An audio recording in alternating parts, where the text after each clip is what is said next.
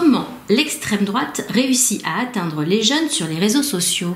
Eh bien très simplement en utilisant les mêmes outils qu'eux et les mêmes modes de communication. C'est-à-dire que l'extrême droite, très tôt, aux États-Unis dès les années 80, notamment avec Stormfront qui donc s'est emparé du web, émettent des messages, des pages Facebook, utilisent des supports vidéo, des supports musicaux, ils invitent les jeunes à assister à des concerts. On parle souvent de l'accrochage des jeunes sur Internet.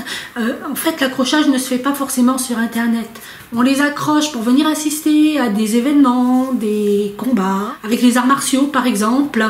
Ils leur proposent aussi des tickets de concert, ils organisent des événements susceptibles de les intéresser.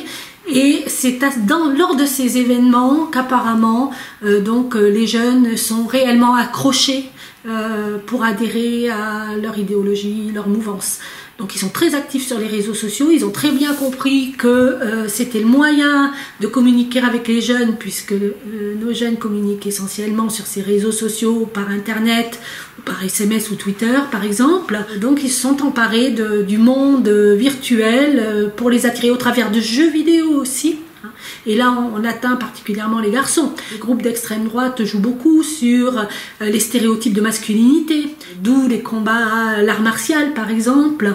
Et donc, on sait très bien que les jeux vidéo aussi, avec un fantasme quant à la force physique qui rend plus homme, ou rendrait plus homme plutôt.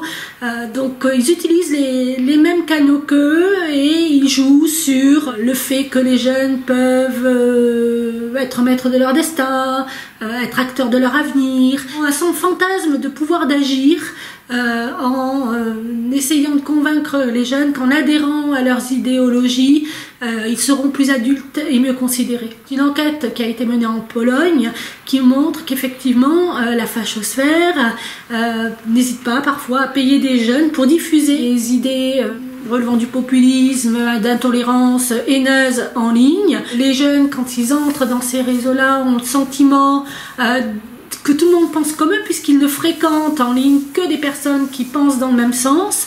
Il y a un effet que Pariser appelle l'effet bulle, la bulle filtre, donc qui les enferme dans un mode de pensée. On le voit d'ailleurs nous-mêmes en tant qu'adultes par rapport à ce que font certains grands distributeurs en ligne. Je veux dire, à partir du moment où l'on fait une recherche d'un ouvrage ou d'un bien de consommation, notre écran est envahi de publicités, promotions, nous incitant à acheter le même type de produit. Bien, pour les idées, c'est la même chose.